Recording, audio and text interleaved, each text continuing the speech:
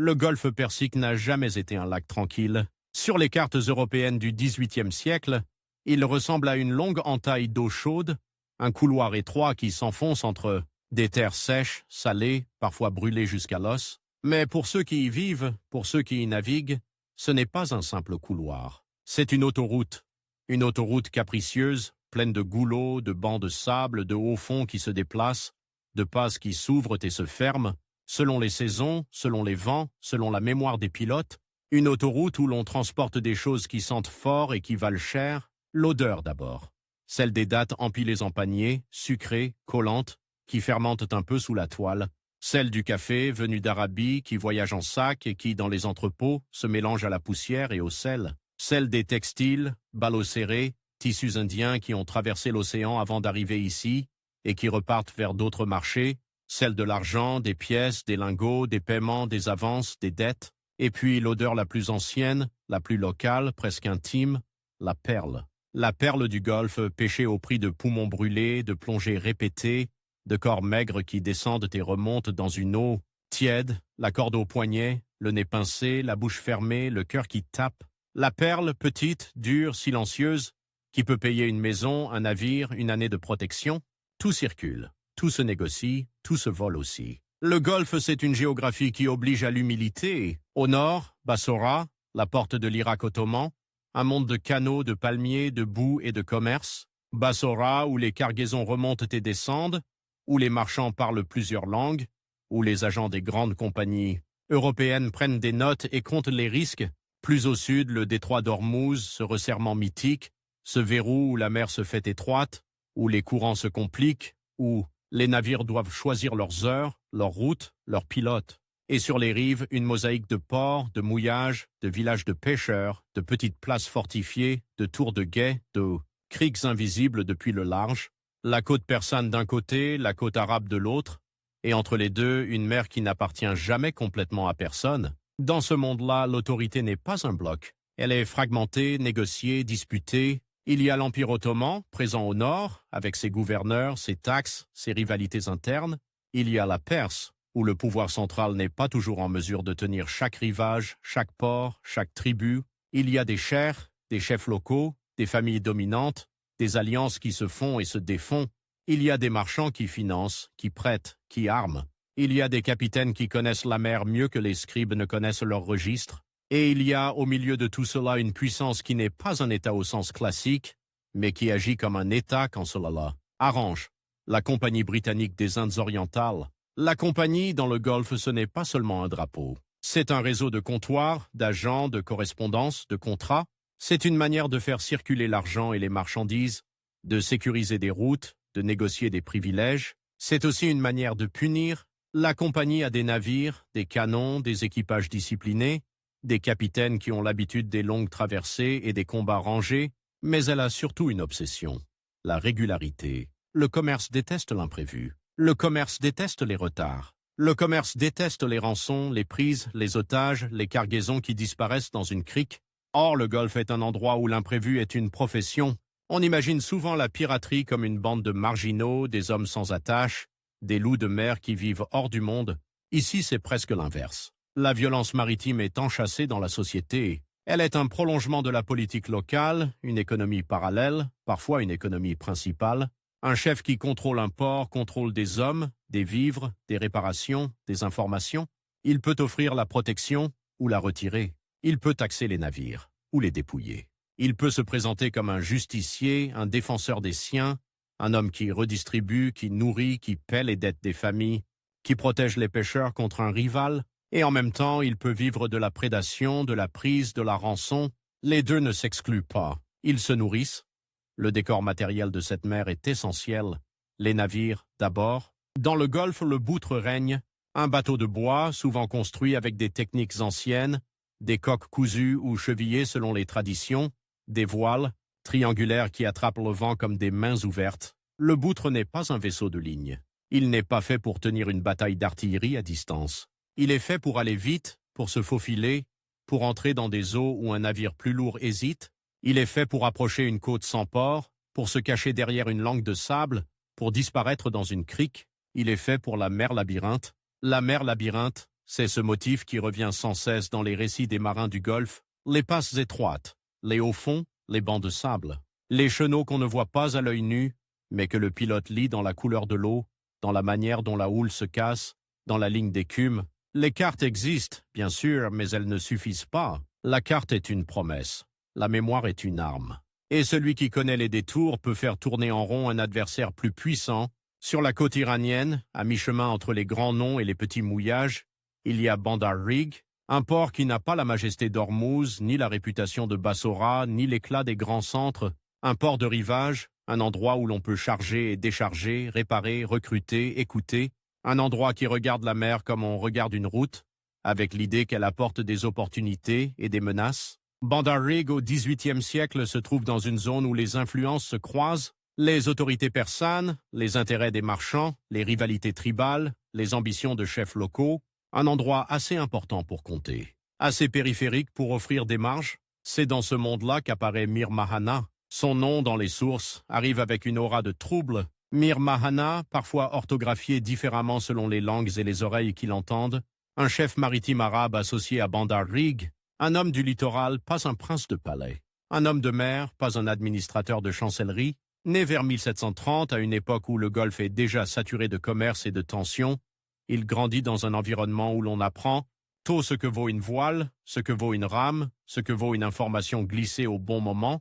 On ne devient pas chef maritime par décret. On le devient par accumulation. Accumulation de loyauté, de dettes, de services rendus. Accumulation de réputation aussi. Dans les ports, la réputation circule plus vite que les navires. Elle circule par les cafés, par les marchés, par les mosquées, par les quais. Elle circule dans les récits des marins qui reviennent, dans les plaintes des marchands qui ont perdu une cargaison, dans les murmures des familles qui ont reçu une part de butin. Un homme peut être craint avant même d'être vu. Mir Mahana émerge dans un monde d'autorité fragmentée, et c'est là que se cache une clé. Quand le pouvoir est fragmenté, il y a des interstices, des zones grises, des moments où personne ne veut payer pour une patrouille, des moments où un gouverneur a d'autres priorités, des moments où un chef local préfère fermer les yeux parce qu'il touche sa part. Des moments où un marchand préfère négocier avec un prédateur plutôt que de perdre du temps à réclamer justice à une administration lointaine. La Compagnie britannique des Indes orientales, elle, raisonne en termes de route et de flux. Elle veut que les navires passent, que les cargaisons arrivent, que les assurances restent supportables, que les partenaires locaux restent fiables. Mais la compagnie n'est pas omniprésente. Elle dépend d'intermédiaires. Elle dépend de traités, de promesses, de lettres scellées. Elle dépend de la coopération de pouvoirs locaux qui ont leurs propres agendas. Et surtout, elle dépend d'une chose que la mer du Golfe refuse souvent, la prévisibilité. Dans les années 1730 et 1740, quand Mir Mahana est enfant puis jeune homme, le Golfe est déjà un théâtre où les Européens ne sont pas des maîtres absolus, mais des acteurs puissants parmi d'autres. Les Britanniques ont des intérêts, des navires, des agents. Les Hollandais ont eu leur époque, les Portugais ont laissé des traces, des forteresses, des souvenirs. Mais la réalité quotidienne, ce sont les boutres, les marchés, les taxes locales, les alliances tribales, les querelles de port. La mer n'est pas un empire. C'est une négociation permanente. Bandar Rig, dans ce contexte, n'est pas seulement un point sur une carte. C'est un endroit où l'on peut observer les routes, les navires qui montent vers Bassora, ceux qui descendent vers Ormuz, ceux qui longent la côte persane, cherchant des mouillages sûrs, évitant les tempêtes soudaines, les vents contraires, les zones où l'eau devient traîtresse. Les capitaines savent qu'un détour peut coûter des jours. Et des jours, dans le commerce, c'est de l'argent. C'est aussi de la vulnérabilité. Plus on traîne, plus on s'expose. La mer du Golfe a ses saisons. Les vents changent, les chaleurs écrasent. L'air peut devenir si dense qu'il semble coller à la peau. Les hommes boivent de l'eau tiède, rationnée, parfois saumâtre. Le bois des navires travaille, craque, se gorge de sel. Les cordages s'usent, les voiles se rapiècent. Les équipages vivent serrés, dorment peu, mangent ce qu'ils peuvent. Dans ces conditions, la discipline d'un grand navire européen est une force, mais aussi une lourdeur. Un boutre, lui, peut se contenter de moins. Il peut se contenter d'un mouillage discret, d'un ravitaillement rapide, d'un réseau de complicité à terre, et c'est là que la figure de Mir Mahana commence à prendre forme, un homme qui comprend que la mer n'est pas seulement un espace de navigation, mais un espace politique, un espace où l'on peut imposer une taxe sans l'appeler taxe, où l'on peut faire payer un passage sans avoir de forteresse, où l'on peut punir un rival sans déclarer de guerre, où l'on peut se construire une légitimité en redistribuant ce que l'on a pris, Le mot pirate est pratique, mais il est trompeur. Il simplifie, il moralise. Il transforme une réalité complexe en une étiquette. Dans le Golfe, au XVIIIe siècle, la frontière entre la course, la prédation, la protection armée et la politique locale est poreuse. Un même homme peut être, selon le point de vue, un bandit, un chef, un protecteur, un perturbateur, un entrepreneur de violence. Et Mir Mahana, justement, va jouer de ces ambiguïtés. Il y a aussi la question des loyautés. Un chef maritime ne commande pas comme un officier d'une marine d'État. Il commande parce que des hommes acceptent de le suivre, parce qu'il paie, parce qu'il partage, parce qu'il protège, parce qu'il inspire la crainte, parce qu'il a des liens de parenté, de tribu, de clientèle, parce qu'il sait récompenser et punir. Dans un port comme Bandar Rig, où les ressources ne sont pas infinies, où les rivalités peuvent être féroces, un chef qui veut durer doit être plus qu'un simple pillard. Il doit être un organisateur. On imagine la mer comme un espace vide. Elle ne l'est pas. Elle est pleine d'yeux. Les guetteurs sur les rivages. Les pêcheurs qui voient passer un navire et en parlent le soir. Les marchands qui savent quelle cargaison est attendue. Les pilotes qui connaissent les itinéraires. Les artisans qui entendent les rumeurs dans les chantiers navals. Les hommes de religion qui entendent les plaintes et les justifications. L'information est une monnaie. Et dans le Golfe, elle vaut parfois plus qu'un canon. La Compagnie britannique des Indes orientales, elle aussi, collecte l'information. Elle écrit, elle archive, elle envoie des rapports, elle mesure les pertes, elle évalue les risques. Mais l'information de la compagnie est souvent lente, filtrée, bureaucratique. Elle passe par des bureaux, par des traductions, par des interprètes, par des agents qui ont leurs propres intérêts. Pendant ce temps, sur la côte, une rumeur peut déclencher une action en une nuit. C'est dans cette tension entre la lourdeur d'une machine commerciale globale et la souplesse d'un monde littoral que Mir Mahana va trouver sa place. Vers le milieu du XVIIIe siècle, le Golfe est un espace où les Britanniques cherchent à sécuriser des routes vitales. Les liaisons entre Bassora, le détroit d'Ormuz et les ports de la côte persane ne sont pas des détails, elles sont des artères.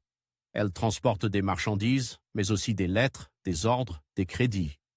Elles relient des marchés, elles relient des alliances, elles relient des ambitions. Bandar Rig, lui, est un point d'appui possible pour qui veut frapper ces artères. Pas forcément en pleine mer, là où un navire européen peut manœuvrer et tirer, mais dans les zones où la mer devient peu profonde, où les grands navires hésitent, où les boutres peuvent se disperser, se cacher, revenir. Dans les zones où un convoi doit ralentir, dans les zones où la navigation dépend d'un pilote local, dans les zones où une erreur de route peut échouer un navire sur un banc de sable, le détroit et les hauts fonds.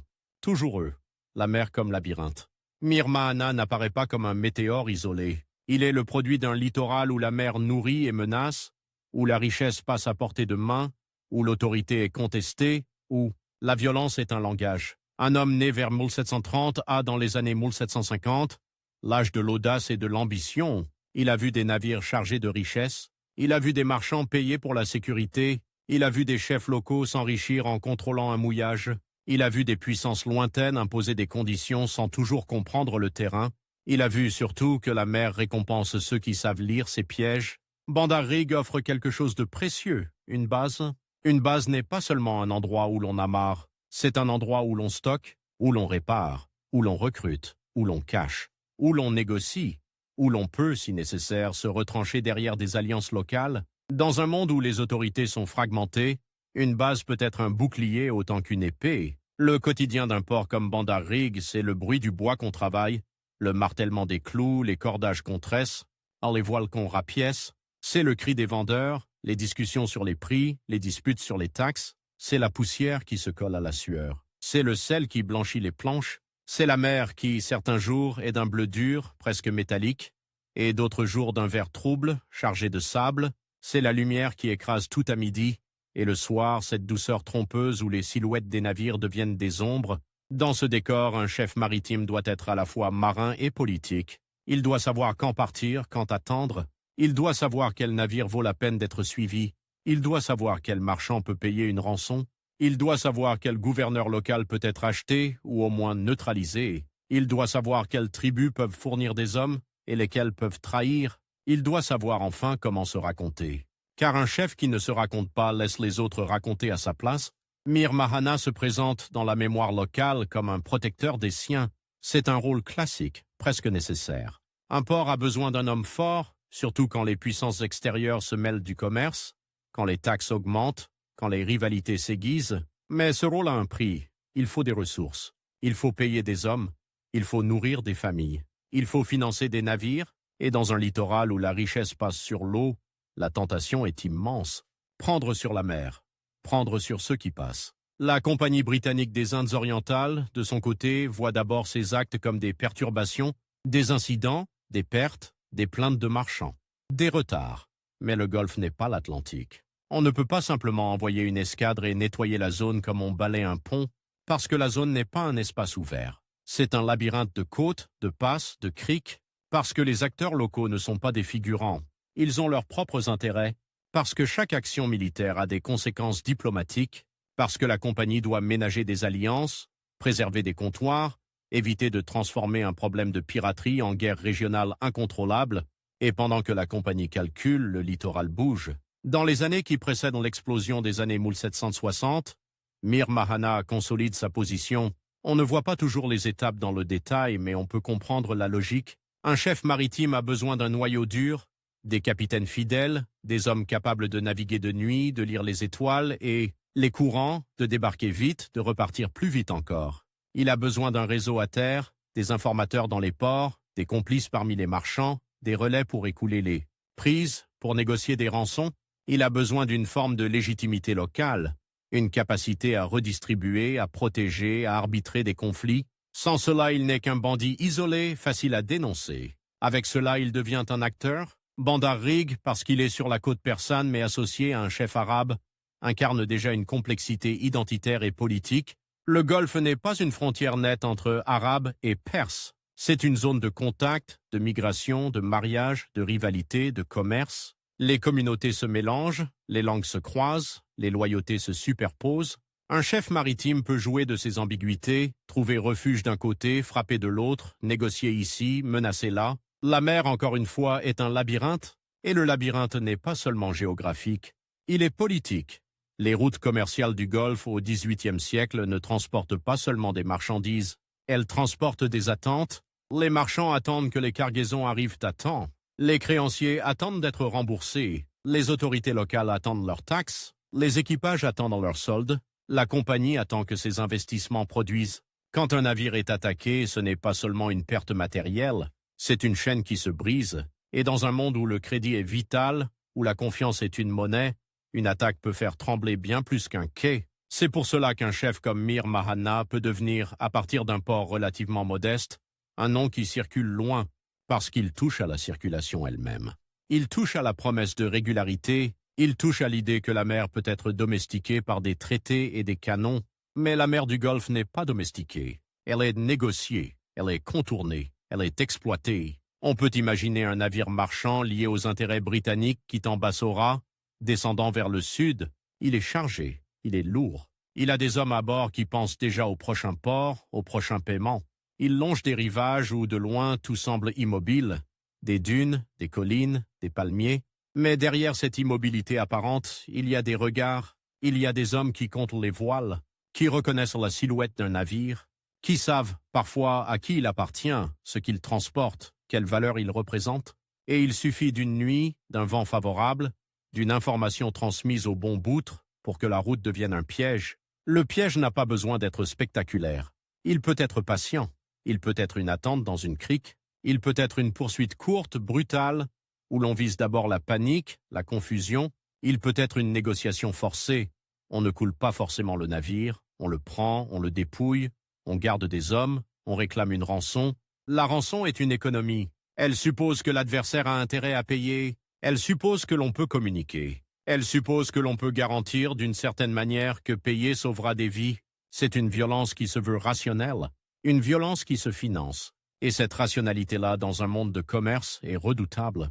Mir Mahana, dans cette première phase de sa trajectoire, n'est pas encore l'ennemi public régional que les années 1760 vont fabriquer. Il est un chef qui s'installe, qui teste, qui mesure. Il observe les réactions. Il observe les faiblesses. Il observe les angles morts. Il voit que la compagnie, malgré sa puissance, ne peut pas être partout. Il voit que les autorités locales peuvent être divisées. Il voit que la géographie offre des refuges. Il voit que la mer, avec ses hauts fonds et ses passes, peut neutraliser la supériorité d'un navire lourd. La supériorité dans le Golfe n'est jamais absolue. Un canon est inutile si l'on ne peut pas approcher. Une discipline est inutile si l'on ne sait pas où frapper. Une lettre de protestation est inutile si le port voisin protège celui qu'on accuse.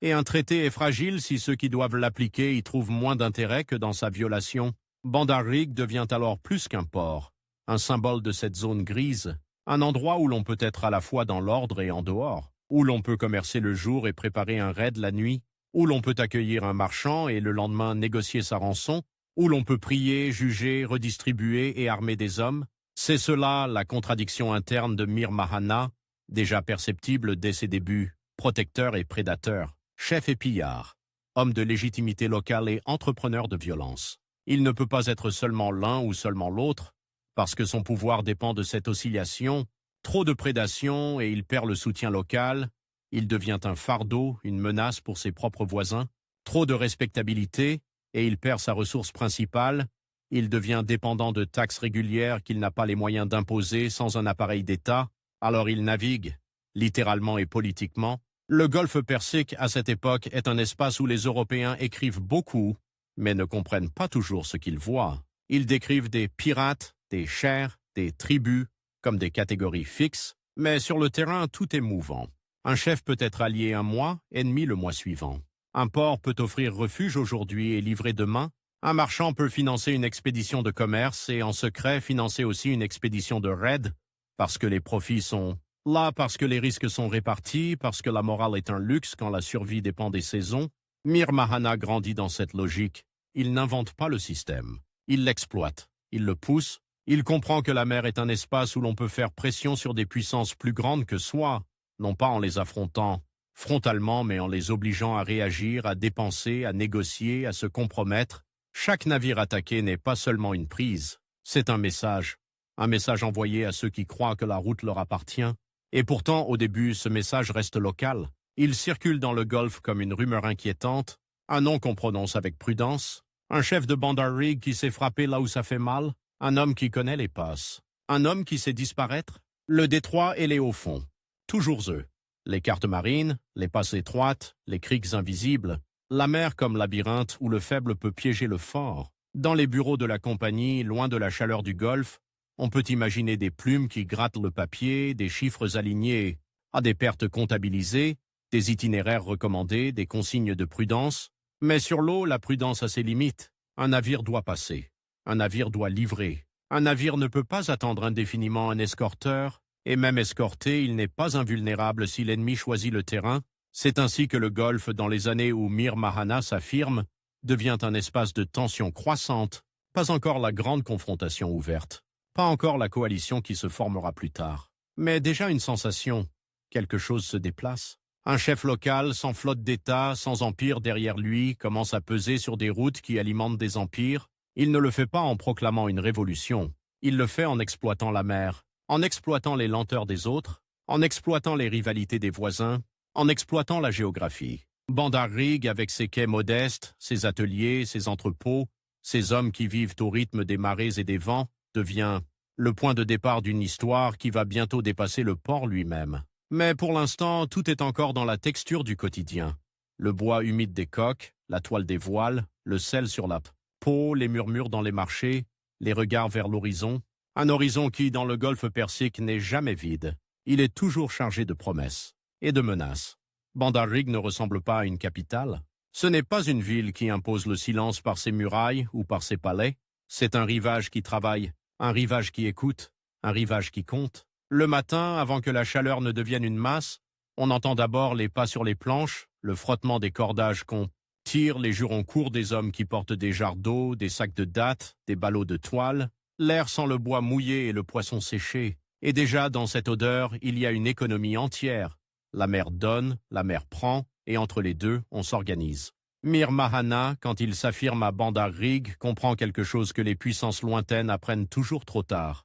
La force ne suffit pas si elle ne sait pas où poser le pied. Et dans le Golfe Persique, poser le pied, c'est d'abord poser l'ancre au bon endroit, à la bonne heure, avec le bon pilote. C'est connaître les fonds, les couleurs de l'eau. Les endroits où la houle casse d'une manière particulière, signe d'un banc de sable qui n'est pas sur la carte, ou qui a bougé depuis la dernière saison. C'est savoir qu'un chenal peut être large comme une rue, et que cette rue, si on la rate, vous met à genoux, La puissance de Mir Mahana ne se construit pas en un jour, ni par un seul coup d'éclat. Elle se construit comme se construit une flottille, planche après planche, homme après homme, promesse après promesse, et surtout information après information. Dans un port comme Bandar Rig, l'information n'est pas un papier timbré, c'est un regard. Un cousin qui revient d'un autre mouillage et qui a vu un navire chargé plus que d'habitude. Un charpentier qui a réparé une embarcation et qui a entendu le capitaine se plaindre d'un retard, d'une escorte absente, d'un pilote malade. Un marchand qui sait qu'une cargaison doit absolument arriver à temps, parce qu'elle est déjà vendue, déjà promise, déjà engagée dans une chaîne de crédit. Un homme de quai qui reconnaît un pavillon, une silhouette, une manière de manœuvrer. Tout cela, c'est de l'or. Et Mir Mahana, lui, s'est transformé cet or invisible en prise bien réelle. Il faut imaginer ce que signifie construire une puissance dans ce monde. Ce n'est pas lever un impôt régulier sur des terres fertiles, ce n'est pas aligner des régiments, c'est faire tenir ensemble des hommes qui, sans vous, peuvent aller servir ailleurs, ou rentrer chez eux, ou se vendre aux rivales. C'est leur donner une raison de rester, une raison matérielle, d'abord, la part du butin, la part de la rançon, la part des marchandises revendues, mais aussi une raison sociale, l'honneur, la protection, la capacité à régler des conflits, à faire justice selon les codes locaux, à redistribuer quand une famille est frappée par la maladie, par une mauvaise saison, par un accident en mer. Un chef qui ne redistribue pas ne dure pas. Un chef qui redistribue trop s'appauvrit.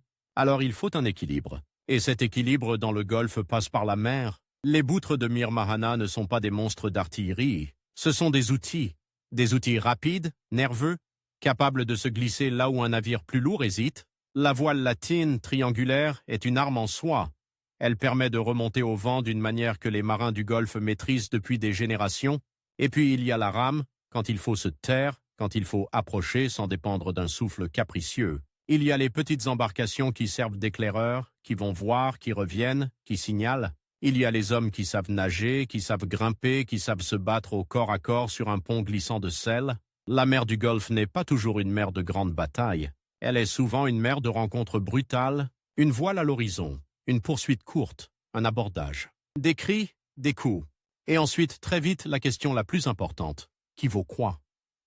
Parce que la prise ici n'est pas seulement la cargaison, c'est aussi l'homme.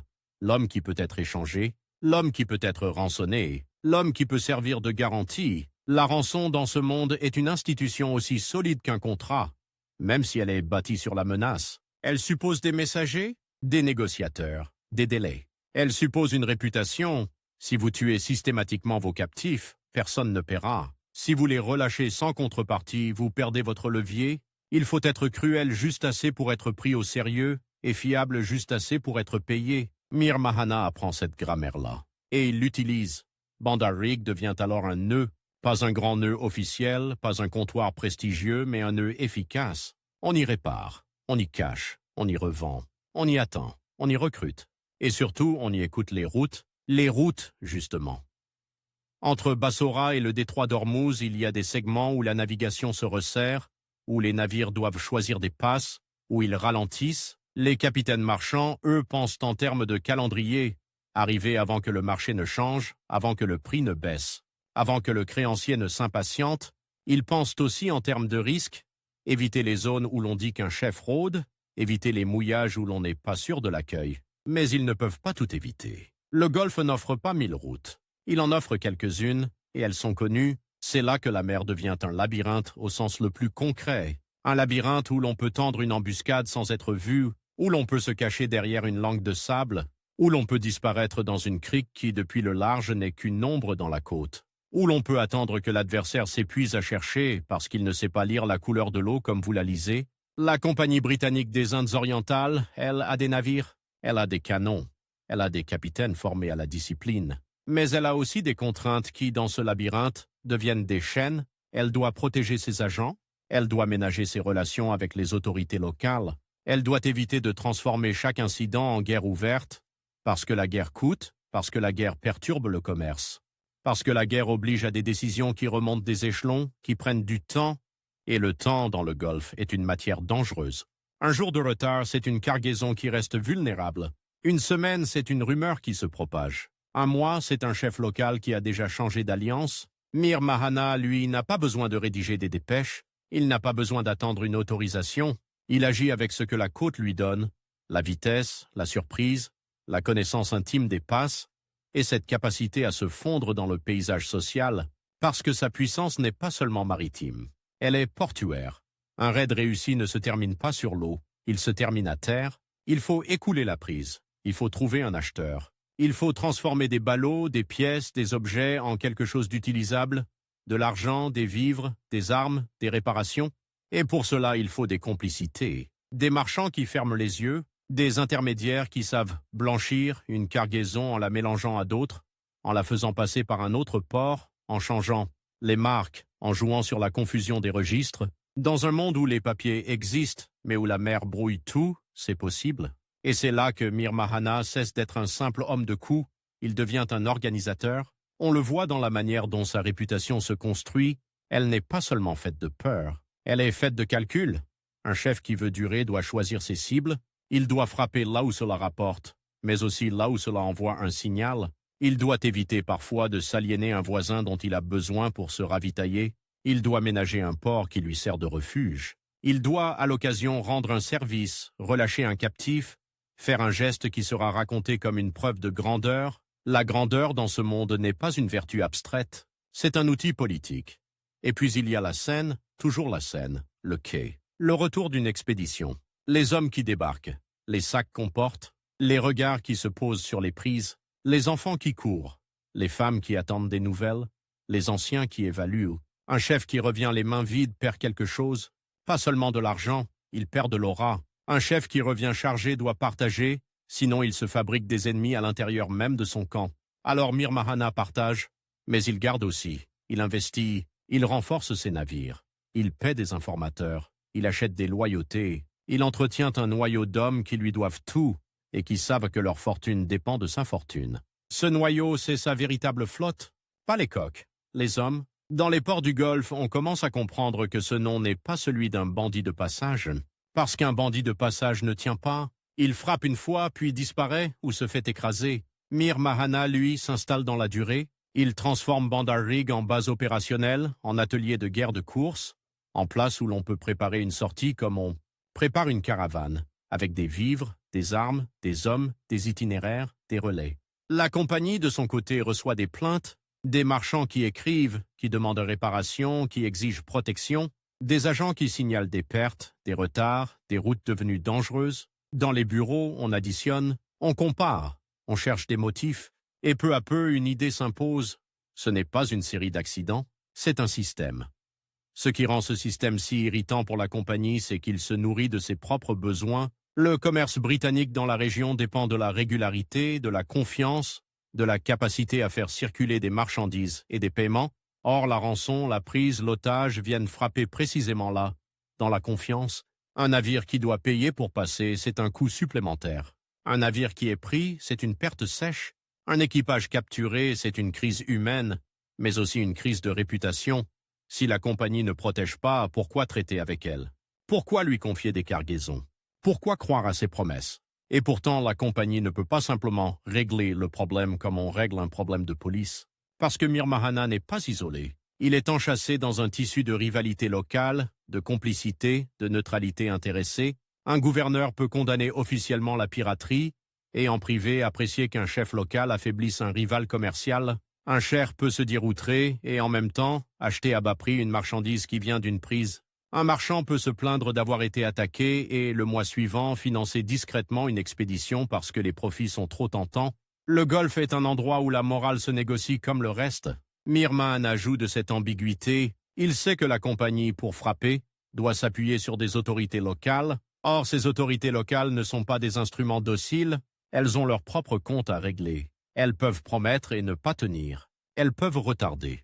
Elles peuvent exiger des contreparties. Elles peuvent surtout utiliser la présence britannique comme un levier dans leur propre rivalité. Et pendant que les Britanniques négocient, Mir Mahana agite. Ses premières prises, celles qui construisent sa réputation, ne sont pas forcément les plus spectaculaires. Elles sont les plus intelligentes. Celles qui montrent qu'il sait choisir le moment, qu'il sait frapper un navire isolé ou un navire qui croit être en sécurité parce qu'il est proche de la côte, qu'il sait profiter d'un vent qui tombe, d'une marée qui oblige à ralentir, d'un pilote qui hésite, qu'il sait surtout disparaître ensuite, disparaître dans le Golfe, ne veut pas dire s'évanouir dans le vide. Cela veut dire se fondre dans un réseau de criques, de mouillages, de villages où l'on peut tirer un boutre sur le sable, le camoufler, le réparer, attendre. Cela veut dire avoir des hommes à terre qui surveillent les mouvements des navires ennemis. Cela veut dire pouvoir se ravitailler sans passer par un port où l'on vous dénoncera. Cela veut dire que la côte est votre allié. La côte, avec ses hauts fonds, ses bancs de sable, ses passes étroites, devient une forteresse sans murs, une forteresse mobile, une forteresse que les cartes européennes, même bien dessinées, ne capturent jamais complètement, parce que la mer change, parce que le sable bouge, parce que la connaissance la plus précieuse n'est pas sur le papier, elle est dans la tête des pilotes.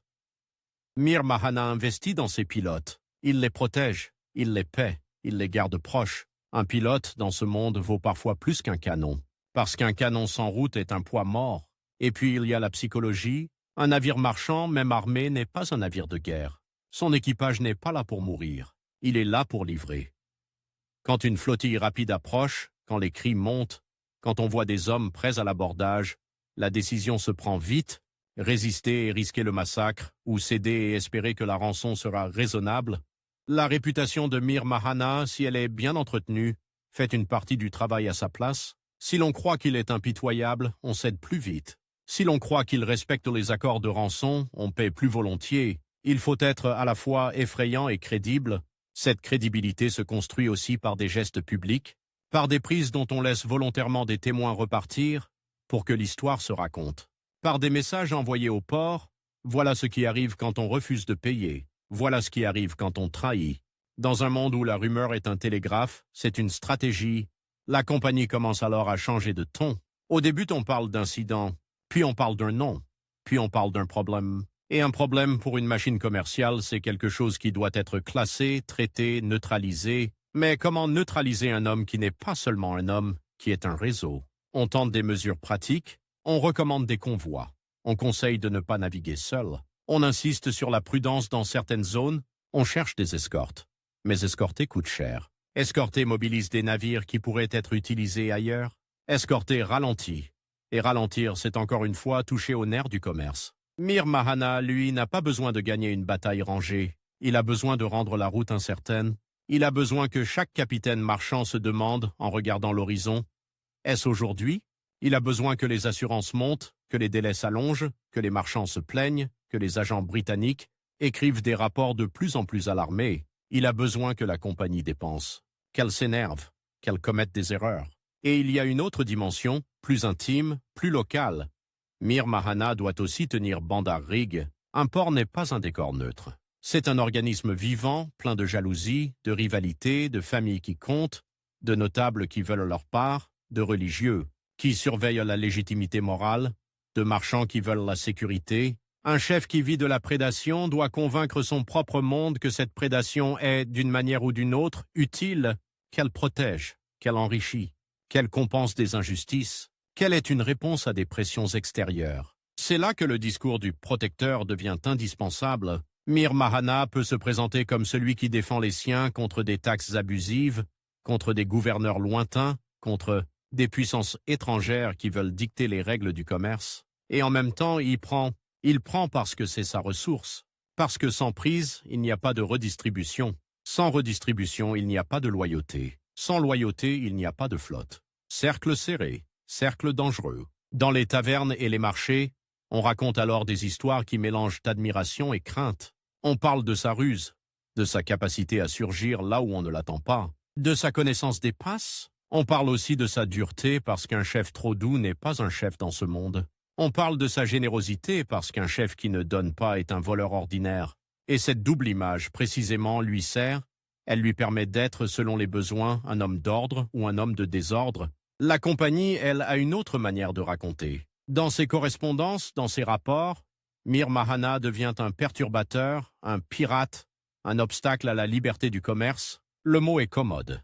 Il permet de simplifier, il permet de justifier des mesures plus dures, mais il masque une réalité. Ce pirate est aussi un acteur politique local, un homme qui sait exploiter les rivalités, les failles, les lenteurs, et ces failles sont nombreuses. La côte persane, la côte arabe, les ports, les chers, les gouverneurs, chacun a ses intérêts. Un port peut être content de voir un rival perdre des navires. Un cher peut tolérer Mir Mahana tant qu'il ne frappe pas ses propres gens. Un gouverneur peut fermer les yeux si une part du butin circule, si des cadeaux arrivent, si l'ordre apparent est maintenu. La compagnie, qui cherche des responsables clairs, se heurte à un monde où la responsabilité est diluée, négociée, partagée. Mir Mahana prospère dans cette dilution. Il y a aussi la technique pure, celle qui fait la différence entre un raid raté et un raid réussi. La préparation des hommes, qui monte à bord, qui reste à terre, qui sait manier une arme, qui sait grimper, qui sait tenir une rame pendant des heures. La préparation des vivres, eau, dattes, poissons séchés, tout ce qui tient sans pourrir trop vite dans la chaleur. La préparation des armes, pas seulement des canons, souvent trop lourds pour ces embarcations, mais des mousquets, des sabres, des lances, des grappins, et surtout la préparation de la fuite, parce que le raid n'est qu'une moitié de l'opération. L'autre moitié, c'est le retour. Le retour, c'est là que le labyrinthe devient vital. On ne revient pas par la route la plus directe, on revient par la route la plus sûre, on revient en se dispersant, en se cachant, en changeant de mouillage, on revient en utilisant la nuit, en utilisant les vents, en utilisant les hauts fonds comme des alliés. Un navire lourd qui poursuit ne peut pas suivre partout. Il doit garder de l'eau sous sa quille. Il doit éviter de s'échouer. Il doit parfois renoncer. Et chaque renoncement nourrit la légende. À mesure que Mir Mahana accumule ses succès, il attire des hommes qui veulent leur part. Il attire des capitaines qui préfèrent servir un chef efficace plutôt que de végéter dans un port pauvre. Il attire aussi des ennemis, bien sûr. Mais dans un premier temps, l'attraction l'emporte, parce que la mer dans le Golfe est une loterie violente, et Mir Mahana semble savoir comment augmenter les chances. Bandar Rig, alors, change de texture. Un port qui devient base de course n'est plus seulement un lieu de commerce, c'est un lieu où l'on surveille, où l'on se méfie, où l'on se prépare. Les étrangers sont observés, les arrivées sont notées, les départs aussi. Les discussions se font plus discrètes, les alliances se tissent dans des gestes minuscules. Un repas offert, une dette effacée, un mariage arrangé, une promesse de protection. La compagnie, de son côté, commence à comprendre que la réponse ne peut pas être seulement navale, parce que même si l'on capture un boutre, même si l'on disperse une flottille, le réseau à terre peut reconstruire. Le bois se trouve, les hommes se trouvent, les pilotes se trouvent. Tant que Bandar Rig ou un port équivalent offre un refuge, la menace renaît. Alors la compagnie cherche des leviers politiques, elle fait pression, elle écrit aux autorités régionales, elle demande qu'on agisse, qu'on arrête, qu'on punisse. Mais demander dans ce monde, c'est entrer dans un marché. On vous répond par des promesses, par des délais, par des conditions. Et parfois, on vous répond par un sourire qui signifie « nous verrons ». Mir Mahana, lui, continue. Il n'a pas besoin de contrôler tout le Golfe. Il a besoin de contrôler l'incertitude. Il a besoin que les routes entre Bassora, Hormuz et les ports de la côte persane ne soient jamais complètement sûres. Il a besoin que la compagnie, malgré ses canons, ne puisse pas garantir la régularité. Et tant qu'il y parvient, il gagne. Gagner ici ne veut pas dire vaincre un empire. Cela veut dire survivre. Cela veut dire durer assez longtemps pour que son nom devienne une monnaie. Une monnaie de peur, une monnaie de respect, une monnaie de négociation. On peut presque voir la scène répétée avec des variations. Un navire marchand qui approche d'un mouillage, croyant trouver repos et eau douce, et qui découvre que le mouillage est surveillé. Des hommes qui montent à bord, pas forcément en hurlant, parfois avec une froideur professionnelle. Des marchandises qu'on inspecte. Des hommes qu'on sépare. Un capitaine à qui l'on parle calmement comme on parle d'un tarif. Voilà ce que tu paieras pour repartir. Voilà ce que tu paieras pour revoir tes hommes. Et derrière cette scène, il y a Bandar Rig, prêt à accueillir la prise, prêt à transformer la violence en économie. C'est cela qui fait basculer la perception britannique. Ce n'est pas un acte de brigandage isolé, c'est une entreprise. Une entreprise de violence, oui, mais une entreprise structurée, avec ses coûts, ses profits, ses investissements, ses réseaux. Et plus cette entreprise fonctionne, plus elle oblige les autres à se positionner. Les ports voisins doivent choisir, coopérer, résister ou jouer double jeu. Les chers rivaux doivent décider s'ils profitent du désordre ou s'ils craignent qu'il ne les atteigne. Les marchands doivent décider s'ils paient pour la protection, s'ils changent de route, s'ils demandent une escorte, s'ils négocient directement avec le prédateur. Chaque décision crée une nouvelle tension. Chaque tension crée une nouvelle opportunité. Mir Mahana, dans ses années de montée en puissance, devient donc plus qu'un homme de mer. Il devient un centre de gravité instable, dangereux mais réel. Et toujours, derrière tout, la géographie, le détroit, les hauts fonds, les passes étroites, les criques invisibles. les cartes marines qui promettent une maîtrise, et la mer qui rappelle qu'elle n'appartient jamais complètement à ceux qui la dessinent, la compagnie commence à comprendre qu'elle a affaire à quelqu'un qui sait utiliser le Golfe comme une arme. Pas seulement ses navires, le Golfe lui-même, ses lenteurs, ses détours, ses zones grises, ses rivalités, sa chaleur qui épuise les équipages, qui rend les patrouilles difficiles, qui transforme chaque opération en problème logistique. Un navire européen peut être puissant, mais il doit boire, il doit réparer, il doit se ravitailler, il doit maintenir une discipline. Dans un climat qui use les hommes, un boutre, lui, peut se contenter de peu et se reposer dans des endroits où l'autre ne peut pas aller. C'est ainsi que Mir Mahana, sans flotte d'État, sans empire derrière lui, construit une puissance qui n'est pas une puissance de conquête, mais une puissance de perturbation, une puissance qui vit dans les interstices, une puissance qui se nourrit des angles morts, et plus il réussit, plus il devient visible, plus il attire l'attention. Et l'attention dans le Golfe finit toujours par se transformer en coalition, en calcul, en trahison possible. Mais pour l'instant, dans cette phase où tout se met en place, Mir Mahana est encore l'homme qui choisit le moment, l'homme qui choisit la passe, l'homme qui choisit la crique, un chef de rivage devenu maître d'un labyrinthe d'eau chaude, un protecteur qui redistribue, un prédateur qui prélève, et une compagnie qui commence à comprendre, avec une irritation froide, que ce nom-là n'est pas une rumeur de quai. C'est une menace structurée, une menace qui sait compter et qui sait attendre. Puis viennent les années où l'on ne peut plus faire semblant. Les années où les pertes ne sont plus des anecdotes de capitaines malchanceux, mais des lignes qui s'additionnent, des cargaisons qui n'arrivent pas, des lettres qui s'empilent sur les bureaux, des marchands qui cessent de parler de risques de mer et commencent à prononcer un nom comme on prononce une maladie. Dans le Golfe, la saison n'est pas seulement une météo, c'est un calendrier de possibilités. Les vents dictent les départs, les marées dictent les passages, la chaleur dicte la durée de vie d'un équipage avant que la fatigue ne devienne une erreur. Et l'erreur ici, c'est une voile qui se rapproche trop vite, un mouillage choisi trop tard, un pilote qui hésite une seconde de trop. Devant une eau qui change de couleur, Mir Mahana comprend que l'audace n'est pas un geste héroïque, c'est une économie.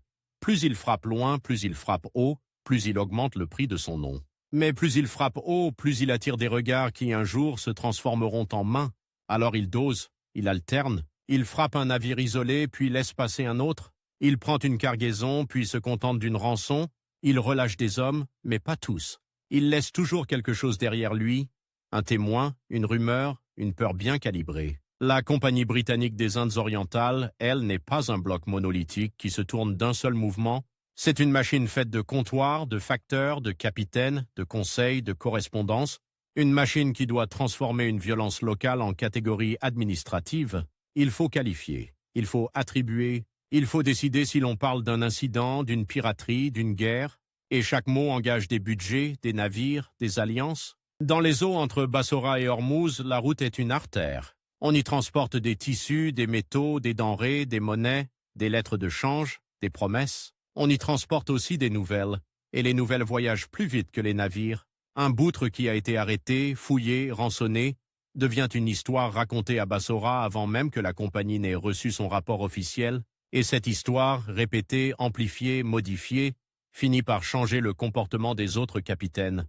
On retarde un départ, on attend une escorte, on surcharge un navire d'hommes armés, on choisit un mouillage plus éloigné, on perd du temps. Et le temps, dans le commerce, est une monnaie qui s'évapore. Mir Mahana, dans cette phase, ne se contente plus d'être un prédateur opportuniste. Il devient un perturbateur stratégique. Il vise les points où la compagnie est la plus vulnérable, la dépendance aux intermédiaires, la nécessité de maintenir des relations avec des autorités locales, l'obligation de protéger une réputation de fiabilité. Il n'a pas besoin de couler des navires de guerre. Il a besoin de faire douter les marchands, de faire grimper les coûts, de rendre chaque traversée un pari. Et il y a, dans le Golfe, une chose que les Européens apprennent toujours avec un léger retard. La mer n'est pas un espace vide entre deux ports. C'est un territoire social. Chaque mouillage a ses hommes, chaque crique a ses familles, chaque passe a ses pilotes, chaque port a ses notables, ses dettes, ses rancunes. Quand Mir Mahana frappe, il ne frappe pas seulement une coque et une cargaison. Il frappe une chaîne de crédit, une promesse faite à un créancier, un calendrier de marché. Il frappe des relations. Alors la riposte commence à changer de nature. Au début, on patrouille, on envoie un navire, puis un autre. On donne des consignes au capitaine, ne pas naviguer seul, rester près des escortes, éviter certains parages. Mais patrouiller dans un labyrinthe d'eau chaude, c'est comme chercher un homme dans un souk en plein midi. On voit beaucoup, on comprend peu et l'on s'épuise. Les navires de la compagnie, plus lourds, plus gourmands en eau et en entretien, doivent choisir leur zone. Ils ne peuvent pas être partout. Ils doivent se ravitailler. Ils doivent ménager leurs équipages. Ils doivent aussi, surtout, éviter l'échouage. Un échouage dans ces eaux de bancs mouvants n'est pas une simple mésaventure. C'est une humiliation, un danger, une invitation. Un navire immobilisé devient une proie, même s'il a des canons. Et Mir Mahana le sait. Il sait que la puissance ici a une quille, et que la quille a peur du sable. Il y a des moments où l'on devine presque la scène sans la voir. Un bâtiment marchand, chargé, lourd, qui avance avec prudence. Le soleil est haut, l'air tremble au-dessus de l'eau. La ligne de côte est une bande pâle, presque irréelle. Le capitaine scrute l'horizon, mais l'horizon ne dit rien. Puis soudain, une voile triangulaire apparaît là où il n'y avait qu'une brume, puis une autre, puis une troisième. Elles ne viennent pas de face, elles viennent de côté, comme si elles avaient attendu derrière une langue de sable, derrière une courbe de côte. Elles se rapprochent vite, trop vite, et le capitaine comprend que sa vitesse n'est pas une vitesse de fuite, c'est une vitesse de cargaison. Mir Mahana n'a pas besoin de tirer le premier. Souvent, la simple approche suffit. Les hommes sur les boutres se montrent, ils crient, ils brandissent, ils font du bruit. Le bruit est une arme. Il transforme l'incertitude en panique. Et la panique sur un pont est plus dangereuse qu'un boulette. Quand l'abordage a lieu, il est rarement romantique. C'est du bois contre du bois, des cordages qui claquent, des mains qui agrippent, des pieds qui glissent sur des planches humides de sel. On se bat à courte distance. On cherche à neutraliser, pas forcément à massacrer, parce que le massacre est une dépense. Il détruit la valeur de la rançon, il détruit la possibilité de négocier, il détruit la réputation de fiabilité qui, paradoxalement, fait vivre l'économie du raid. Et c'est là que Mir Mahana devient, pour la compagnie, plus insupportable encore.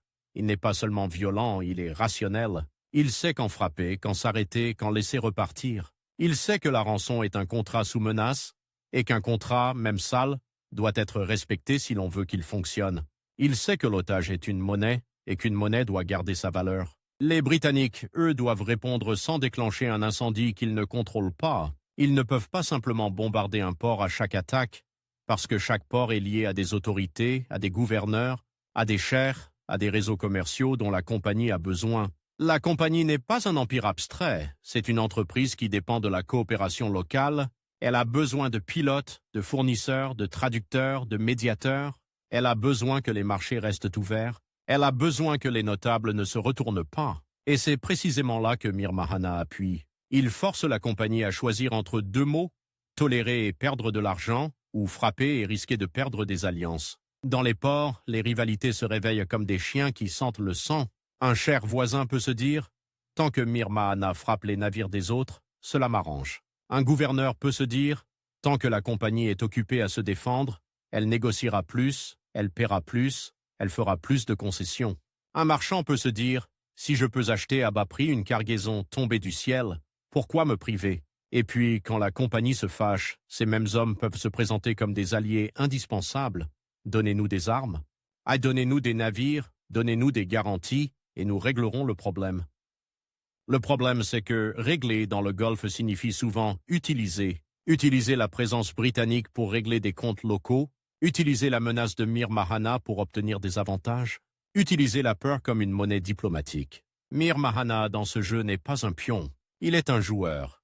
Il sait que ses ennemis ne sont pas seulement britanniques, ils sont aussi régionaux, des chers rivaux, des ports concurrents, des autorités qui supportent mal qu'un homme de Bandar Rig devienne trop visible, trop riche, trop autonome, parce qu'un chef de course, tant qu'il reste discret, est tolérable. Mais quand il commence à peser sur les routes, il commence à peser sur les taxes, sur les marchés, sur les équilibres, il devient un centre de gravité, et un centre de gravité attire des collisions, alors il multiplie les gestes politiques, il distribue, il protège, il arbitre des disputes, il finance des réparations, il aide une famille dont le boutre a été perdu, il offre des cadeaux à des notables, il entretient une clientèle. Ce n'est pas de la générosité au sens moral, c'est de la stabilité au sens mécanique. Il achète du silence, il achète du temps, il achète des refuges, et il continue de frapper. Les attaques deviennent plus audacieuses parce que la confiance grandit, la confiance des hommes, d'abord. Un équipage qui a déjà réussi 2 ou 3 prises croit à son chef, il rame plus longtemps, il prend plus de risques, il suit plus loin. La confiance des informateurs, ensuite.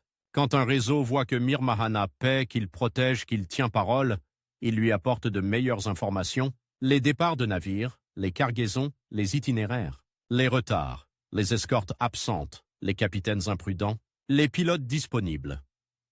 Dans un monde où l'information est orale, fragmentaire, souvent contradictoire, la qualité d'un réseau fait la différence. Et Mir Mahana, à ce stade, a un réseau qui ressemble à une toile, pas une toile parfaite, mais une toile suffisante pour transformer la mer en piège. La compagnie, de son côté, durcit. Elle ne peut pas laisser s'installer l'idée qu'elle est impuissante. L'impuissance pour une puissance commerciale est contagieuse. Elle se propage dans les prix, dans les contrats, dans les décisions des marchands. Alors on parle d'escorte plus régulière. On parle de convois. On parle de pression diplomatique plus forte sur les autorités de la côte. On parle de punition. Mais punir qui? Un homme qui se cache dans des criques, qui se fond dans des ports, qui peut disparaître derrière un banc de sable, n'est pas une cible simple. La compagnie doit donc faire ce qu'elle sait faire, transformer une cible mobile en cible politique, isoler, couper les appuis, fermer les marchés, menacer ceux qui achètent, promettre des récompenses à ceux qui livrent des informations, faire comprendre au port que tolérer Mir Mahana aura un coût. Et là, le Golfe devient un théâtre de négociations nerveuses. Des messagers vont et viennent, des lettres sont envoyées, des promesses sont faites, des serments sont prêtés. Et pendant ce temps, sur l'eau, les boutres continuent de glisser. Il y a une ironie cruelle. Plus la compagnie renforce ses escortes, plus elle rend visibles ses priorités. Un convoi escorté dit au monde, voilà ce qui compte. Et ce qui compte attire. Mir Mahana n'a pas besoin d'attaquer le convoi lui-même. Parfois, il peut attaquer ceux qui restent sans escorte. Il peut attaquer les navires qui, pour éviter le convoi, partent seuls par une route secondaire. Il peut attaquer les petits bâtiments qui ravitaillent, qui transportent des lettres, qui font le lien entre les grands ports. Il peut attaquer les marges. Et les marges, dans un système commercial, sont souvent le tissu conjonctif. On ne les voit pas, mais sans elles, tout se grippe. La guerre asymétrique ici n'est pas une théorie. C'est une pratique quotidienne. Un boutre peut se cacher là où un navire européen ne peut pas entrer. Un équipage local peut vivre avec peu d'eau, peu de vivres, et se ravitailler auprès de villages amis. Un navire de la compagnie doit maintenir une discipline, une chaîne de commandement, une logistique. Il doit aussi souvent respecter des règles de comportement qui ne sont pas celles d'un chef de course. On ne peut pas pendre un notable sur un quai sans conséquences diplomatiques. On ne peut pas brûler un village sans créer une vendetta. On ne peut pas saisir n'importe quelle cargaison sans provoquer un scandale commercial. Mir Mahana, lui, n'a pas ces scrupules institutionnels. Il a d'autres contraintes, plus immédiates. Ne pas se faire trahir, ne pas perdre ses pilotes, ne pas laisser ses hommes se disperser, à ne pas provoquer une coalition trop tôt. Il marche sur une corde, et il avance. Dans les ports, la figure de Mir Mahana se transforme. Pour certains, il devient un symbole de résistance à l'ingérence étrangère, un homme qui refuse que des puissances lointaines dictent les règles.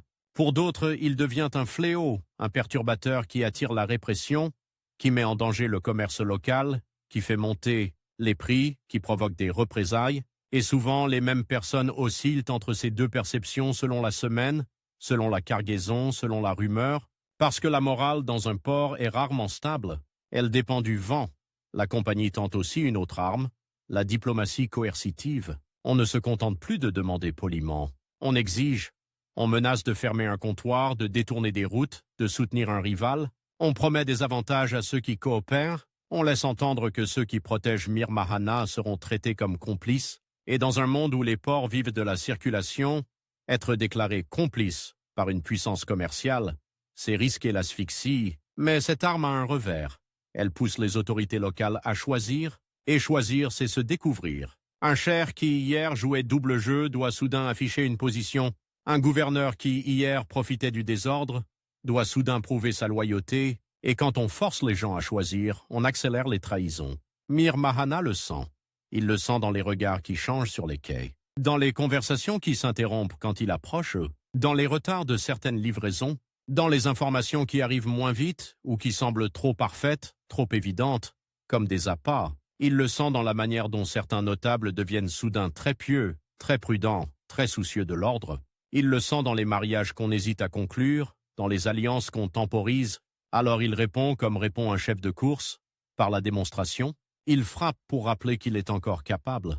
Il frappe pour rappeler que ceux qui le trahiraient ne seraient pas seulement des alliés perdus, mais des ennemis exposés. Il frappe aussi parfois pour se financer rapidement parce que la pression augmente, parce que les cadeaux coûtent plus cher, parce que maintenir une clientèle en période de danger exige plus de redistribution, et cette redistribution, elle aussi, devient plus politique. On ne donne plus seulement pour être aimé, on donne pour être craint.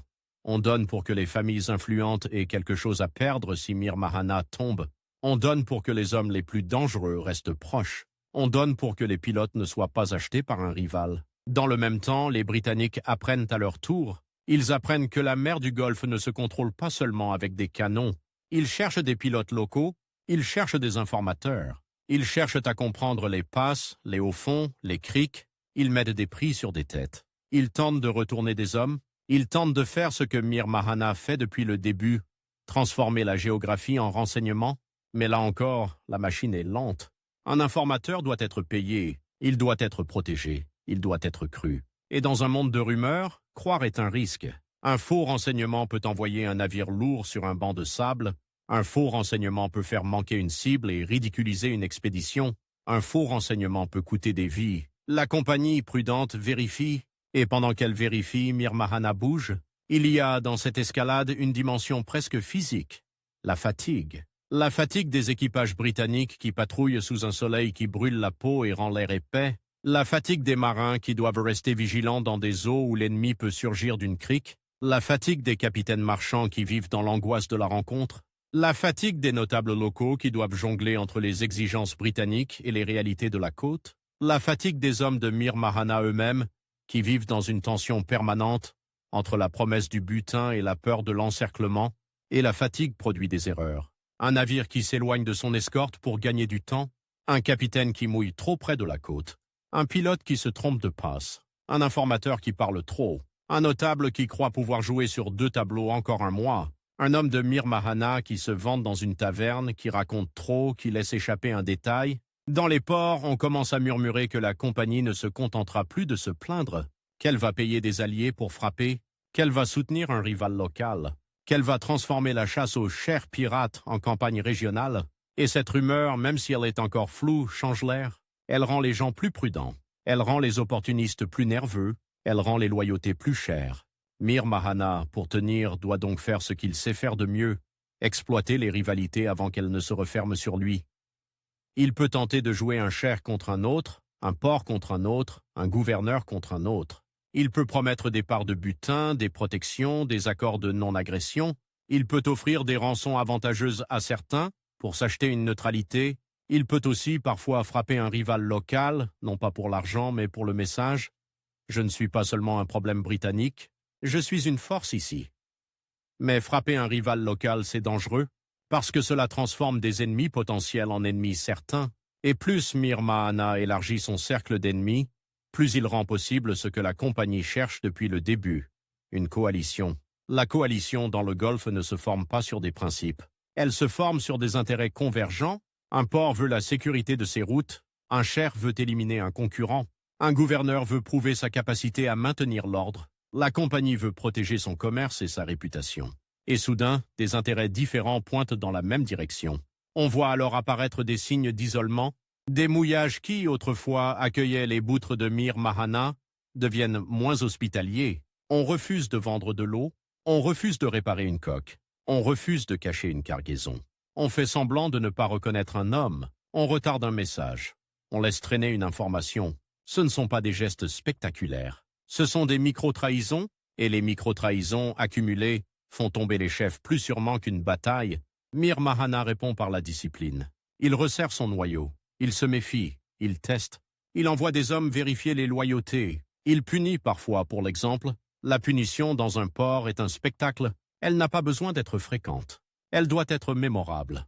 Elle doit rappeler que la protection a un prix et que la trahison a un coût. Mais chaque punition crée aussi des rancunes, chaque rancune est une porte entr'ouverte pour un adversaire qui sait payer, et la compagnie sait payer. Elle sait promettre des avantages commerciaux, des protections, des reconnaissances officielles.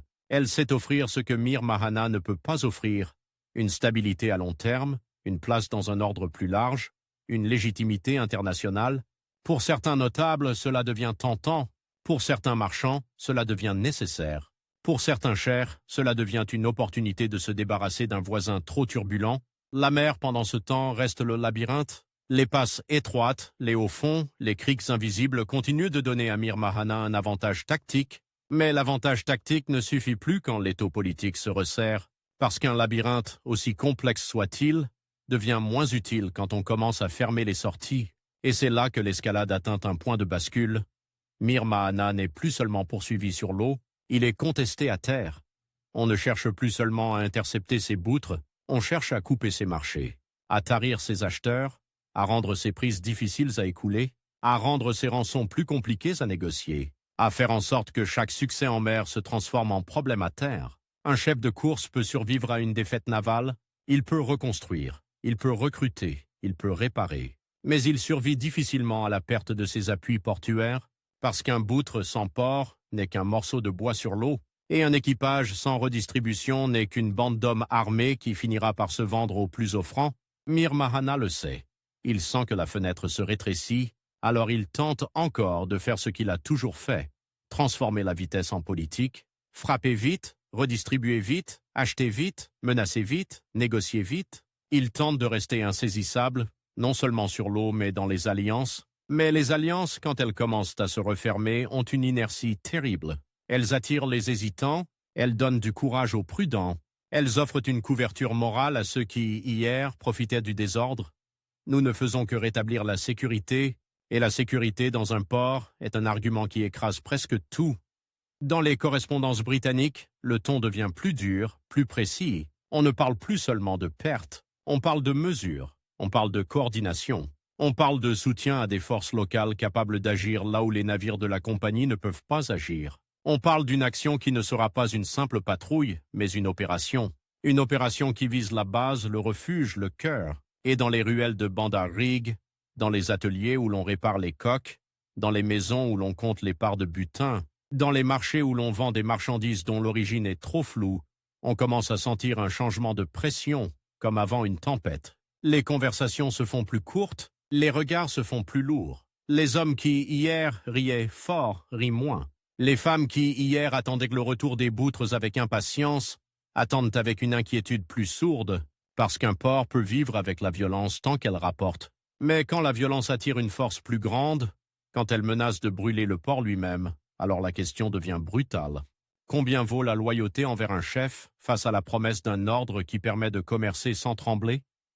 Mir Mahana, lui, reste ce qu'il a toujours été, un homme de mer qui a fait de la mer une politique. Il a tenu tête à une machine commerciale en exploitant ses lenteurs, ses dépendances, ses angles morts. Il a transformé des hauts fonds en remparts, des criques en arsenaux, des rumeurs en armes. Mais plus il a réussi, plus il a forcé les autres à s'organiser contre lui. Et dans le Golfe, quand les autres s'organisent, ce n'est jamais propre. C'est un mélange de promesses et de menaces, de rivalités recyclées en alliances, de trahisons maquillées en devoirs. Le labyrinthe est toujours là. Les passes étroites, les bancs de sable, les eaux qui changent de couleur au moindre souffle. Mais désormais, ce n'est plus seulement un labyrinthe pour les navires, c'est un labyrinthe pour les hommes. Et dans ce labyrinthe-là, la sortie se paie souvent au prix le plus cher, celui des amis qui cessent de l'être. Les amis qui cessent de l'être dans le Golfe ne claquent pas la porte, ils la laissent entr'ouverte, ils continuent de sourire au marché, ils continuent de saluer au quai, ils continuent de parler de Dieu, de pluie, de prix du café et du bois de teck. Et puis, au moment où l'on a besoin d'eux, l'eau manque. Le pilote n'est pas là.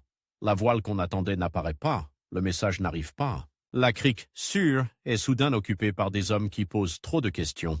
Bandar Rig, quand la pression monte, n'est plus seulement un port. C'est une peau. Une peau qui sent la sueur, le sel, la fumée des foyers, la poix chauffée pour calfater les bordages. Une peau tendue, on y entend les marteaux sur les membrures, les scies sur les planches, les cris des vendeurs de dattes, le froissement des sacs de grains. Mais derrière le bruit, il y a autre chose, une écoute. Les gens écoutent. Ils écoutent les pas, ils écoutent les noms. Ils écoutent les rumeurs comme on écoute le vent avant de sortir en mer. Mir Mahana a bâti sa puissance sur une évidence que les grands oublient. Dans ces eaux, la force n'est pas seulement dans le canon, elle est dans la connaissance. Connaissance des passes, des marées, des bancs qui se déplacent comme des bêtes lentes. Connaissance des hommes aussi. Qui doit de l'argent à qui Qui a perdu un frère dans une razzia? Qui a un fils à marier? Qui a une rancune contre un cher voisin? Qui rêve d'un poste de percepteur, d'un titre, d'un sceau? Et voilà que cette connaissance qui était un avantage devient un fardeau. Parce que plus on connaît, plus on voit les fissures. Les fissures, d'abord, ce sont les acheteurs. Un chef de course vit de la prise, mais il vit surtout de la transformation de la prise en argent, en armes, en vivres, en promesses. Or, quand la compagnie commence à serrer les vis, les marchandises tombées du ciel deviennent dangereuses à toucher. Un ballot de textile, une caisse de métal, un sac de café, ce n'est plus seulement une opportunité, c'est une preuve. Et la preuve dans un port peut coûter un comptoir, une relation, un crédit. Les marchands qui hier fermaient les yeux, aujourd'hui les ouvrent très grands. Ils demandent des rabais plus importants, ils exigent des garanties, ils veulent des intermédiaires. Ils veulent que la marchandise passe par 3 mains, 4 mains, 5 mains, jusqu'à ce que l'origine se dissolve dans la poussière des transactions. Mir Mahana compense comme il a toujours compensé, en payant plus, en donnant plus, en promettant plus. Mais donner plus, c'est aussi avouer qu'on a besoin. Et dans un monde d'hommes qui sentent la faiblesse comme on sent la pluie, avouer qu'on a besoin, c'est inviter les prédateurs. La compagnie, elle, ne se contente plus de faire escorter des navires. Elle fait ce qu'elle sait faire quand elle veut que le monde se plie. Elle transforme un problème en dossier, un dossier en politique, une politique en réseau de pression. Les lettres partent des comptoirs, traversent les eaux, remontent les hiérarchies. Les mots se durcissent. On ne parle plus de désagrément. On parle de piraterie, on ne parle plus de compensation, on parle de châtiment. Et surtout, on parle aux voisins de Mir Mahana dans une langue qu'ils comprennent parfaitement, la langue des intérêts. On promet des facilités commerciales à ceux qui coopèrent, on laisse entendre que les ports qui ferment les yeux verront leurs navires inspectés plus souvent, leurs cargaisons retardées, leurs crédits renégociés. On suggère qu'un cher rival, s'il se montre utile, sera reconnu, soutenu, armé. La compagnie n'a pas besoin d'être aimée. Elle a besoin d'être indispensable. Et dans le Golfe, l'indispensable finit toujours par trouver des mains prêtes à le servir. Le piège se referme d'abord par le renseignement, pas le renseignement héroïque, pas l'espion en manteau sombre, le renseignement banal, un homme qui a vu un bout rentrer dans une crique à marée basse, un charpentier qui a réparé une avarie et a remarqué la quantité de vivres embarqués, un vendeur de cordage qui a entendu parler d'un départ cette nuit si le vent tourne, un pilote qui, pour sauver sa famille ou pour gagner une récompense, accepte de dessiner une passe sur un morceau de bois avec un charbon en indiquant là où l'eau change de couleur. La mer, ce labyrinthe, commence à être cartographié autrement, non pas seulement par des cartes marines, mais par des listes de noms, de dettes, de peurs. Les Britanniques apprennent à acheter des silences et des paroles. Ils apprennent à faire ce que Mir Mahana faisait depuis longtemps, mais avec une différence. Eux peuvent payer longtemps. Ils peuvent payer même quand ils perdent, parce que leur trésor n'est pas dans un coffre à Bandar Rig, il est dans un système. Et puis il y a l'autre élément, plus brutal, la coalition régionale. Elle ne naît pas d'un grand serment prononcé devant la mer, elle naît d'une convergence de lassitude, un port qui en a assez de voir ses routes perturbées, un gouverneur qui en a assez de recevoir des plaintes et des menaces, un cher qui en a assez de vivre dans l'ombre d'un voisin devenu trop célèbre, un notable qui en a assez de devoir choisir entre la peur de Mir Mahana et la colère de la compagnie. Chacun a sa raison. Ensemble, ils forment une mâchoire. Mir Mahana, lui, sent la mâchoire dans les détails. Dans la manière dont un mouillage autrefois accueillant devient froid. Dans la manière dont un homme qui devait fournir de l'eau demande soudain un prix absurde, comme pour décourager. Dans la manière dont les nouvelles arrivent avec un retard suspect. Dans la manière dont certains de ses propres hommes commencent à parler de prudence, avec un ton qui ressemble à de la résignation, alors il fait ce que font les chefs quand le sol se dérobe. Il resserre, il réduit le cercle des confidences, il garde près de lui ceux dont la loyauté a été prouvée par le sang, par la parenté, par des années de partage. Il surveille les autres, il teste, il envoie des messages contradictoires pour voir lesquels reviennent. Il change les plans au dernier moment. Il multiplie les départs fins, les fausses rumeurs, les mouvements inutiles destinés à brouiller les pistes. Mais brouiller les pistes coûte. Chaque mouvement consomme des vivres, de l'eau, de l'énergie. Chaque sortie en mer, même sans combat, use les hommes et les coques. Le bois travaille, les cordages s'effilochent, les voiles se déchirent, les mains se couvrent d'ampoules et de sel. Et surtout, chaque sortie sans prise nourrit une question dangereuse dans l'esprit des équipages. Pourquoi risquer sa vie si le butin se fait rare? C'est là que la logique de la course devient impitoyable. Un chef de course n'est pas seulement un stratège. Il est un employeur. Il doit payer, il doit redistribuer, Il doit maintenir l'idée que le risque vaut la peine. Quand les prises diminuent et que les dangers augmentent, la fidélité devient une marchandise. Et une marchandise dans un port se négocie. La compagnie et ses alliés locaux comprennent cela. Ils n'ont pas forcément besoin de vaincre Mir Mahana en mer, dans une bataille propre. Ils peuvent le vaincre en rendant sa vie de chef impossible, en rendant chaque prise difficile à écouler, en rendant chaque rançon plus compliquée à négocier, en rendant chaque refuge incertain, en faisant monter le prix de la loyauté jusqu'à ce que même les plus proches commencent à calculer. Et puis vient le moment où l'on ne parle plus seulement de pression, mais d'une action coordonnée, une expédition punitive au sens large. Pas seulement des navires britanniques, mais des forces régionales, des hommes qui connaissent la côte, des embarcations capables d'entrer là où les grands bâtiments hésitent. La compagnie apporte ce qu'elle sait apporter, l'argent, les canons, la légitimité d'une puissance qui peut promettre des conséquences. Les alliés apportent ce qu'ils savent apporter, les passes, les criques, les noms, les habitudes. Le golfe à ce moment-là n'est plus un espace de coups de main, il devient une chasse où l'on ferme les issues, où l'on surveille les points d'eau, où l'on attend la marée comme on attend une heure favorable pour tendre une embuscade, où l'on comprend que l'ennemi, pour rapide qu'il soit, doit bien un jour toucher terre. Bandar Rig, dans cette atmosphère, change de texture. Les nuits sont plus lourdes, on dort moins. On écoute les chiens, on écoute les pas sur les planches des quais, on écoute les voiles qui claquent au loin. Les hommes de Mir Mahana, quand ils se rassemblent, parlent plus bas. Ils regardent plus souvent derrière eux. Les armes sont plus visibles. Les couteaux ne sont plus seulement des outils, ils sont des arguments. Et pourtant, Mir Mahana ne peut pas disparaître. C'est le paradoxe de sa puissance. Il a besoin d'être vu pour être craint, et il a besoin d'être invisible pour survivre. Il a construit sa légitimité locale sur la protection et la redistribution. Un chef qui ne se montre plus, qui ne donne plus, qui ne tranche plus les disputes, perd sa place. Mais un chef qui se montre trop devient une cible. Alors il tente un dernier équilibre. Il continue de jouer le rôle du cher, du protecteur, de l'homme qui tient parole. Il continue de faire circuler l'argent. Il continue de promettre des parts. Il continue de punir ceux qui trahissent, parce que la punition est parfois la seule manière de retarder l'effondrement. Mais chaque punition désormais a un goût différent. Elle n'est plus seulement un rappel d'autorité, elle ressemble à une panique maîtrisée. Et les gens sentent la panique, même quand elle est maîtrisée. La coalition, elle, avance avec une patience froide. On ne se précipite pas dans les hauts-fonds. On ne se jette pas dans le labyrinthe sans fil. On attend que Mir Mahana fasse ce que tout homme traqué finit par faire, commettre une erreur ou être trahi. La trahison dans ce genre d'histoire n'est pas toujours un Judas unique, un visage qu'on peut haïr. C'est souvent une série de petites lâchetés qui s'additionnent jusqu'à devenir une route, un homme qui parle trop, un autre qui écoute, un troisième qui répète, un quatrième qui embellit, et au bout, quelqu'un qui transmet à ceux qui ont les moyens d'agir.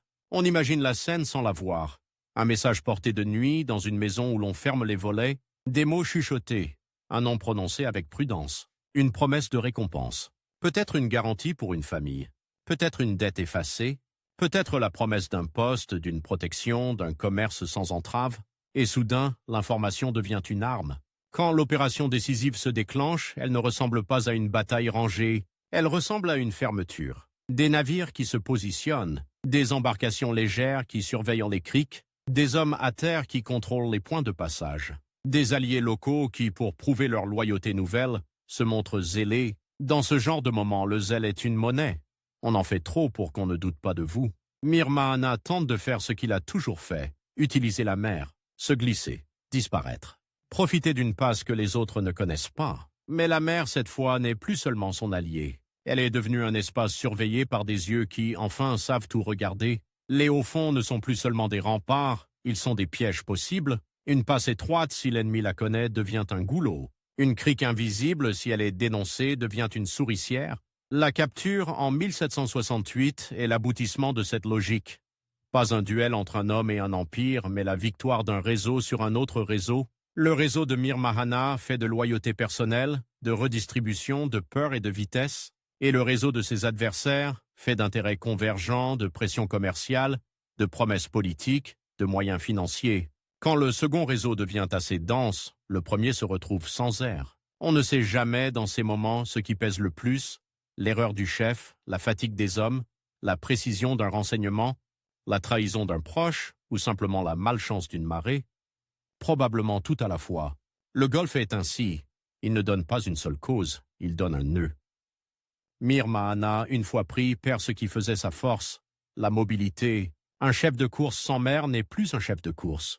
Il devient un prisonnier, un symbole, un problème à résoudre. Et ses ennemis ont besoin de résoudre ce problème de manière visible, parce que la visibilité dans cette guerre est aussi importante que la victoire. Il faut que les marchands sachent, il faut que les capitaines sachent, il faut que les ports sachent, il faut que les hésitants sachent qu'il est dangereux de miser sur l'homme qui défie la compagnie et les autorités régionales. L'exécution en 1768 n'est pas seulement une peine, c'est un message.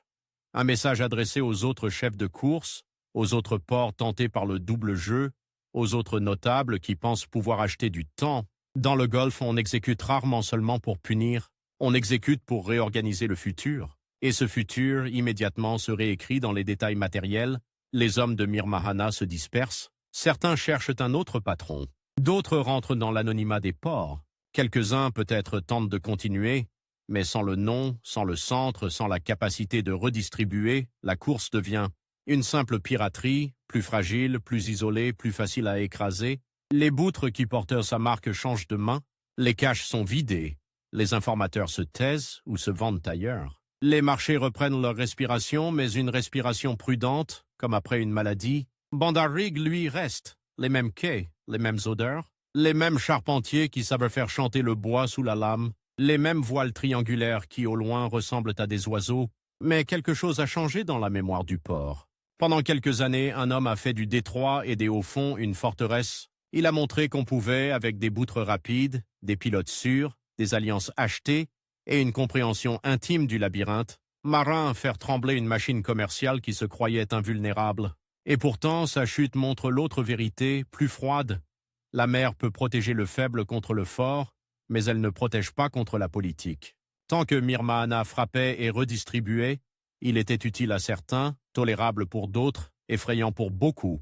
Dès qu'il est devenu trop coûteux, trop visible, trop perturbateur, les intérêts se sont alignés, les rivalités se sont recyclées en coopération, les hésitations se sont transformées en dénonciations. Le labyrinthe y a perdu ses sorties. Alors, que reste-t-il de Mir Mahana? Un nom qui flotte entre deux jugements. Pirate pour ceux dont il a pris les cargaisons et les hommes, justicier pour ceux qui ont vu en lui un rempart contre l'ingérence et une source de protection, entrepreneur de violence pour ceux qui comprennent que la course est une économie avant d'être une légende, et surtout une leçon gravée dans la géographie même du Golfe, dans ces eaux où la couleur change au-dessus des bancs de sable, où une crique peut disparaître à marée haute, où un détroit peut devenir une gorge. La puissance n'est jamais absolue.